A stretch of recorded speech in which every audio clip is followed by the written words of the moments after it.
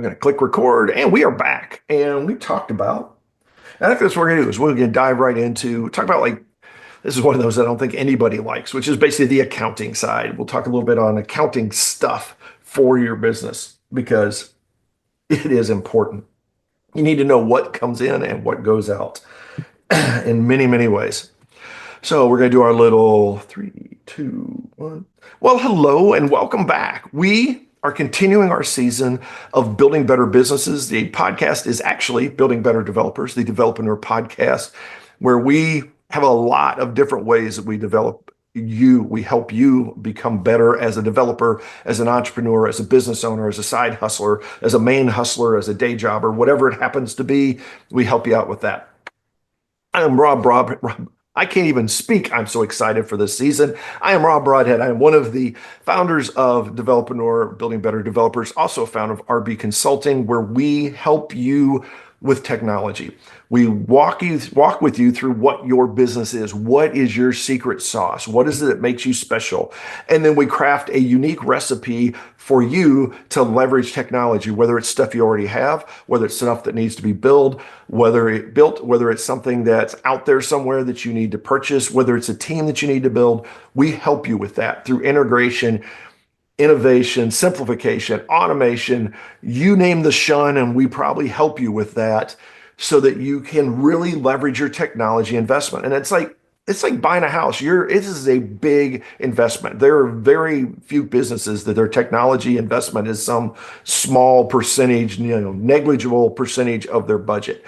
A lot of times it is right up there. Probably other than people, it's going to be, I'm going to guess usually it's going to be your second biggest expenditure. So let's be smart in how we do it.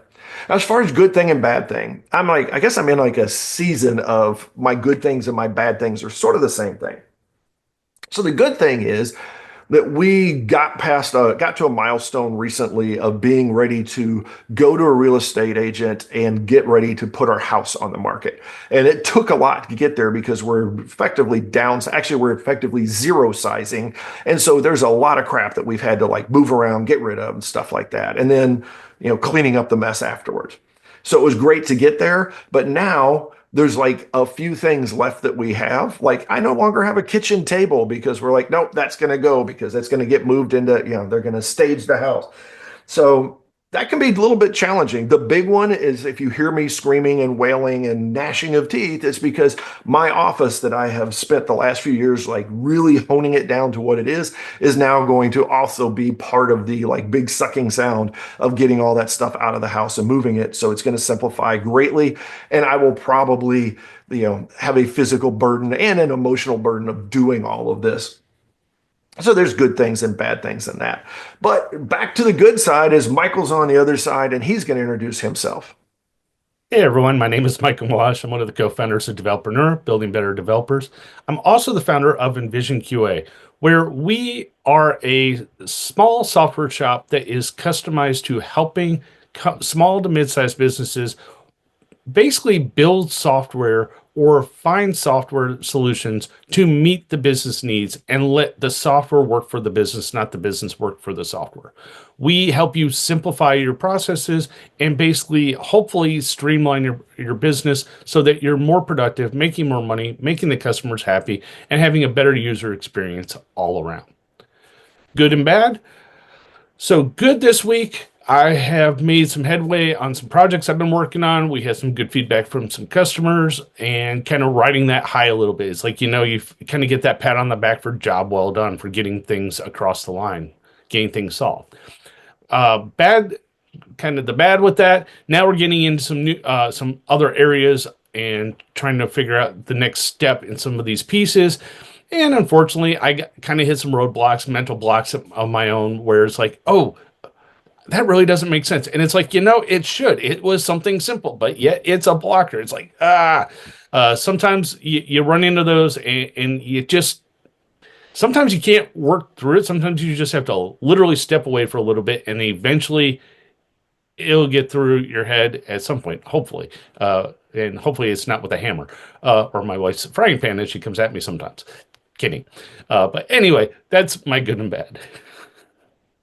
So The good and bad we have for this episode is probably there's some good and some bad. So we're going to talk about accounting essentially. We're going to talk about keeping track of stuff. Now, this is interesting to me because most of us as developers, we like numbers, we like math. And so maybe accounting's not that bad, but it seems like when I talk to people, the accounting, which is basically adding and subtracting, people are like, no, it's like, it's a pain in the butt. I don't want to do it. Or I think part of actually the problem is that we think we know it, that we can do it because it's just math. And then we sort of just dive into a very simple, we oversimplify it. And the next thing we know, we realize we've oversimplified it. Now, I think for where I want to go with this one is a little bit more on the startup side, but actually it's something that's even good if you've been running your business for a while. And it does come down to it's a budget. And it's if you're building a business, then it is budgeting and it's looking at like what is it going to cost to build the product and what is it going to cost to sell the product, to deliver the product, and then therefore like where does the pricing need to be? And now some of that is you're going to do, you would hopefully do some market research and see what the typical pricing is. Because what you want to do is be in a situation where the market price, the typical expectation of value and what they're going to pay is more than what it costs you to produce it. Because if it's not, then you're in trouble. That's what I'm saying. It's like, well, it's the business can only last so long if you're operating in the red all the time. If every time you sell a product, you lose $1, then sooner or later you're going to run out of money. You've got to find a way to flip that up. And we'll talk in other times about ways to reduce costs and things like that. But first, it's like figuring out where the heck am I? What is hopefully a monthly budget look like? How much money is going out? Where is it going out? And then what's coming back in? Now, for an existing business, I think this is very important for us to do periodically. And this is honestly every year when you do taxes, that should be part of it, is you should be going through if it's even if your business is one that it files taxes, if it's a corporation of some sort or even an LLC, then you're going to be doing things like you're going to have your summary at the end of the year. You're going to get to the end of the year and you're going to build out everything and you're going to know what your balance sheet effectively is. Like, where did my money go? And it may be in large buckets or buckets that don't really resonate with you normally, but they are things that, you get to the end of the year and you're like, okay, well, all this money went out, all this money came in, and here's the bottom line. And that bottom line is where you're probably going to have your concerns is my bottom line positive or is my bottom line a negative? Now, starting out, it is not uncommon for it to be negative because you're probably investing in your business. You may be loaning money to your business. You're going out and you're winning projects and doing stuff, but you're doing extra work and you're putting extra into these things so that you can really make sure that you knock these things out of the park. Now, that's something that we'll also talk about further down the road is that it has to be sustainable. You can't you can't have a loss leader forever and have nothing else that eventually makes up for those losses. What I want to focus on, like I said here, is just the budget side of it. So what we're going to talk about is what are your expenses and what is your income? What is going out and what is coming in? And we'll get a little deeper into this. But first, I'm going to throw it over to Michael and we'll come back around and we'll talk a little bit more about this. So it's interesting that you start out with budgeting because budgeting, one of the things we constantly leave out of budgeting is our time because we don't, we're the business owners, right? So for us, we're always thinking about things. We're always trying to get the next customer. We're trying to do the next thing. And a lot of times we lose the idea that, hey, we're our own employee. We're working for the company. So our time has value. And we forget to include that within our budget. So, well, at the end of the year, you may show that, hey, I made $100,000 this year, but if you worked 100-hour weeks and you start tracking that in, you were better off getting a job at the gas station than working on your business. So you need to be careful with budgeting that you also include your time, the time factor into the budget, because if you leave that out, you're not going to get a real accurate value for what it is that you're making within your company. So that's one thing that just kind of stuck to me. I want to follow up on that one real Go quick ahead. because I think that's a key challenge that we run into as solopreneurs, and that is that we will put crazy amounts of time into our business. The first time we try to scale out and hire somebody, they're not necessarily going to do that. They most likely are not going to like throw a lot of free hours into our company. Now, some of us are, came back to the days, go back to days where you were salaried, and salary meant you worked all hours, you worked all the time. But that is not necessarily the case. And it's not something that it's really fair for you to put on somebody else. So I think that's something that's really important to think about is that you may be willing to pour that blood, sweat, and tears in, but for somebody else, they need to get paid for that. And so it's not scalable. So you had another point. Yeah, so I was just going to kind of carry that in because you want to think about that when you're budgeting your business, not just money, but your time. How much time are you able to put into this and put a value on it? Or if anything, at least keep track of the time so at the end of the year you can take your income and divide that by your hours to kind of get an hourly rate. Now, the reason I started with that was because you also mentioned we're going to talk about like what is your expenses and what is your income. But time is a big factor in all of that. You need to make sure that you account for that when you budget your time for your expenses and for your income. Because if you are spending too much time, your income's going to diminish and your expenses might actually go up exponentially because you're not paying attention to how much you're putting into your business. So that was just one kind of thing that really stood out to me because you and I both we work lots of hours to keep our business going because we're passionate about what we do. We like this, which is why we do it. But the problem is we do run into situations where we're spending time on things that don't necessarily make us money, but they're things that we have to work on the business, not work in the business. So that is one thing you got to think about as we start building businesses. Uh, I want to follow up oh, on go that ahead. one too a little bit. Is that the idea that sometimes when we're pouring hours in, our actual expenses go up, our living expenses, because it could be things like now, and I don't think we realize it usually until a little further down the road, but it's things like, hey, I'm working all the time, so maybe I eat out more, or maybe I take clothes to the dry cleaners instead of do my own laundry, or I pay somebody to do yard work, or whatever. There's all these like little things that maybe we did ourselves, but now we're paying somebody else to do it or paying a service to do that. And so our expenses are going up because the time that we were using to address those has been reduced. And now but the job still has to be done. So carry on. No, exactly. And I'm glad you touched on that because those are other things you need to account for within your budgeting. So the last thing I'll touch on before I throw this back to you is when you typically do a budget, when you think about budgeting, you may think QuickBooks, you may think Excel, you may think some accounting software program. But what a lot of those tools don't do for budgeting is you can put down, okay, I need this much money to run the business for the year. Great.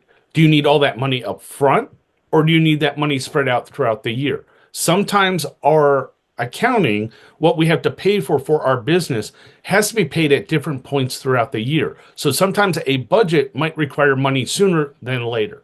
So one of the things I would throw out that from a budgeting perspective is figure out what you need, but then plan out your quarter. Or if you know that you're going to have expenses in December, go ahead and do a full calendar and put at least like at a high level what it is you need to pay out each month and have a running tally.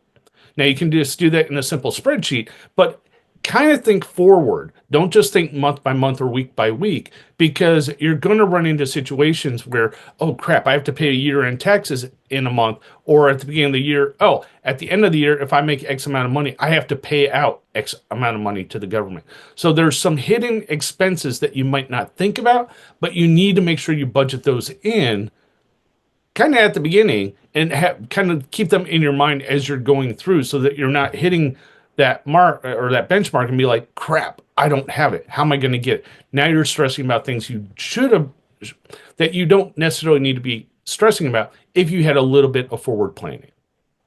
And I think that's important when you look at particularly as you start to grow a business. That's one of the things that, like, if you get to a point that you're going to, hire a contractor or an employee or something like that, there's usually costs involved in that. There's things like, and just growing in general, even adding a customer sometimes, because now maybe your CRM has to cost, it's going to cost you more because you've got more customers. There's more things you're tracking. There's more projects maybe that you're working on or products that you are generating.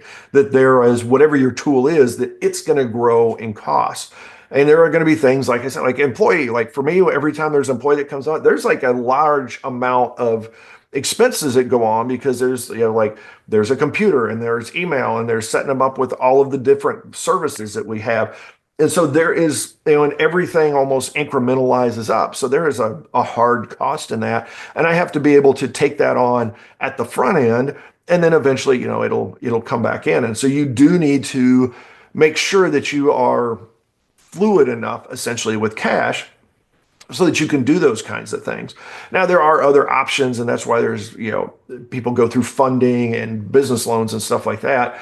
And we'll talk about that another time. But you do need to think about such things because you don't want to be in a situation where you're like ready to go. You've got a customer and everything's there, and you don't have the funds to be able to actually start the project. So you need to think those, and you want to do that beforehand because you don't want to go through all this, get a customer to accept it, and then come back and say, hey, I need to get paid up front, maybe more than I was, or maybe you didn't ask for any pay up front, so maybe you need to, but you need to be able to cover, those kinds of expenses. That it made me think of one other thing. I'll interject that now so I don't forget about it because it kind of flows with that. The other thing is, if you are just starting your business, we tend to bootstrap a lot of our business with our own money or finding the cheapest or the least expensive way of doing something now. The problem we run into is a year from now, chances are a lot of those free services or those cheap services expire, and we suddenly have a balloon of expenses at the beginning of the next year because we didn't think to follow up on that. Or, oh, we did it a year ago and it's off our radar. So when you do things like that, make sure you include that in the budget that, hey, in 12 months, I'm going to see an uptick of this, or I need to make sure I schedule, hey, let's revisit this a month before this happens so that I don't get blindsided by, like, if you're AWS, you have a free tier for a year, you get to the end of the year and all of a sudden you're paying $50, $100 a month in server fees that you weren't paying prior. So just kind of be a little forward thinking with the budgeting. Sorry And about I that. think that actually follows up well with it. We do a lot of our own bootstrapping and stuff like that. And we need to, I refer to them as, in my head, really as like split expenses. There are things where it's like, because we are maybe working out of our home, that we have an office, we have a phone, we have a computer and printer and some of these things. If we go, if we grow beyond that, or we may get to a point where the company needs to own some of those things, then the expenses that we were essentially sharing, or we were essentially loaning the company our, facilities and products and all that kind of stuff. Now suddenly we're going to flip it over. The company is bearing that cost. Then that's suddenly going to change your expenses structure. It's things like if you go from, it may be that you don't use your own personal cell phone all the time, but you get to a point that there needs to be a company cell phone or a company cell plan. And now you're going to have a personal plus the company. And now that expense, it's going to be an additional expense. So even while there are, free services and trial periods and stuff like that, there's sort of stuff that we do as well. We essentially give our business a free period or a, free tier or a trial period because we'll allow our business to sort of piggyback on top of some of the things that we do. Now, back to the accounting itself, a lot of times that's what gets companies and particularly startups into trouble is they just use their own bank account, they use their own software and all that, and they're just like, well, that's just business expenses. But then when you get to the end of the year and you need to actually categorize them, those haven't been split out. Or if somebody wants to, it's like, well, did you, buy that printer for the company? Did you buy that for yourself? And you have to figure all that stuff out. You have to calculate things and all that. Can really be a pain in the butt. And sometimes it's even the data gets sort of lost in just because it's being shared by too many people. So one of the things early on is set up your business accounting. So it is your business. You're not doing personal stuff out of that. It's not in a person. It has its own bank account. It is not your personal account that you're using for that. Find a way, even if you don't want to go through setting up a bank account, at the very least, like set aside money that is very much like a register that is like, I put $1,000 into the business and this is where that money went, or, this is where it came. And then this is how it went back out. So you're tracking all of the ins and outs for the business so that you don't get further down the line and realize that, oh crap, I don't have that information. So in the challenge side of this, I think to start out is actually because it goes back to the first couple of things we talked on is take a look at your budget. If you've got one, awesome. Just like take a look and make sure that it's up to speed, that it's current, because things change. If not, then build a budget. And it doesn't have to be really that complex. I have for a long time had a spreadsheet that is like lined out for every month. I've got my monthly budget, and every year I create a new one and I plan out what is it going to look like this year? What are my expenses? And it covers some of the stuff Michael said, because it's things like I know that I'm going to get, hit with an extra expense in July or December or February or whatever it is. And then every year those things, will change a little bit. So I'll make the updates. But then I know that's like I need to have this amount of money coming in because this month I've got this amount to go through. And it also allows me to do things like, which is crucial, I think, when you're in a small business, is it allows you to understand where like you can pay yourself, where you can pay a bonus, or where if you can afford to give your employees a raise and things like that, is looking at, all right, I may have a pool of money, but that money maybe is going to disappear next month because I have an extra pool of expenses that I'm going to have to match up against it. So step into the budgetary side, like put your little accounting hat on and just look at like what is the ins and outs and do your best to like walk through what makes a business run to make sure that you have those. So it's things like, do I include somewhere that my business is consuming electricity and it has phones and it has maybe printing and it has web stuff, it has server fees, it has, even things like coffee or something like that, the simplest things like that, making sure that you put those into your budget so that now you have a very clear and hopefully precise and exact budget of this is what I expect to, go out. And then as it comes in, making sure that you match that budget. And if not, make your adjustments accordingly. Thoughts on that challenge? Yeah, I like that. Now, one thing I'll throw out though, because granted, we are a developer podcast.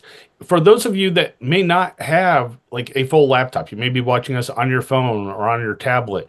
You know, if you don't necessarily have software, spreadsheet software, you could use Google Docs has a free Sheets application. There's Open Office. You have Microsoft Office. Even then, go old school. One of the best things I like doing is taking post-it notes and just writing an idea on a post-it note, putting it on the side, writing another one down, putting it on the side. Sometimes that's a great way to brain dump your ideas or your expenses on paper, put them out, and then you can kind of categorize them. And it makes it very easy to take it from that and putting it like into an organized sheet, or at least on a piece of paper in a way that makes sense so you can track it. Yep, that is a great recommendation. That's bonus material for those of you that are still listening to the podcast this late into the episode. That being said, we get to wrap this one up. So, as always, if you have any ideas, suggestions, recommendations, or feedback on any of the challenges, let us know at info@developreneur.com. You can also reach out. You can leave us feedback wherever you're listening to this or watching this, whether it's out on YouTube in the Developreneur channel, the Building Better Developers Developreneur podcast, wherever you listen to podcasts. You can go to developreneur.com and we have contact us forms. All the blog articles have ability for you to leave feedback, whether it's specific to that or in general. We have at Developreneur out on X. We have a Facebook page, the Developreneur Facebook page out on, conveniently enough, Facebook. And any other way that you want to get a hold of us, we will probably find a way to get that communication through to us so we can take that feedback and build a better podcast. So go out there and have yourself a great day, a great week, and we will talk to you next time. Bonus material. So, in addition to the kind of pre-bonus I gave during the podcast, one thing I found that helped me, and this took time through multiple different businesses over the years through different startups I worked on, is you kind of touched on it during the podcast. Write down what it is that you need to buy for your business or what you need for your business. But then also write down what it is that you're using of your own stuff. Are you using your laptop? Are you using your printer? Are you using your phone? You need to distinguish what it is that you are using from your personal devices or personal material versus your business material so that you kind of get to the end of the year with taxes and you know how to split that up, because taxes can be a real pain in the butt when it comes to what did you spend on your business and how, because you don't want to spend something on personal, apply for taxes, and then get audited by the IRS. And that's, yeah, I think that's where I'm going to go with this one too. Is there's two things. Is one is that, yeah, make sure that you, as you're doing your budget, as you're thinking through stuff, is think through common business expenses and how are you addressing those? Because it's things like, for example, like marketing. Well, if you get to the end of the year, what did you do that would attribute to marketing related expenses? And it may be things like you have a website. So maybe your website is not a software expense, it is a marketing expense because that is your company website. Now, a thing that I did, which is sort of the follow up to Michael's, when I started out way, way back and said, I am going to have a business, I actually sat down at one point and listed out what do I need as a business, which was basically, I sort of looked around my work area at work and said, what kind of stuff would I need if I was going to do this on my own? And this was back in the day where there was things like a fax machine, a speakerphone, I think a cell phone. It may even been before cell phones were really that common, but I had to have a phone that was a business line effectively. I had to have an email address that was a business email address. A business banking account. There's all those things so that I was over time, that was actually part of how I also bootstrapped the business is I would go say, hey, I'm going to need one of these. And so I would save up and I would personally invest in the business. And then I knew that like, hey, I bought this thing. Really, it's for the business. And I didn't necessarily, I probably lost out on a lot of business expenses I could have applied to taxes along the way because it was a little bit here, a little bit there. But it did allow me when I started a business to have a lot of that stuff already there that I could be like, this is my, this box is the stuff that is the businesses and it's not my personal stuff. And so doing that sooner rather than later helps you because it is very difficult after the fact to figure out how to split those expenses out and where that went and what was all there versus doing it along the way. And particularly when you're doing this, because it's easy to go out like go shopping and you get a couple of things for your business, but you also get a couple of personal things. And now you just have a receipt that if you just have the total, you don't remember what went where.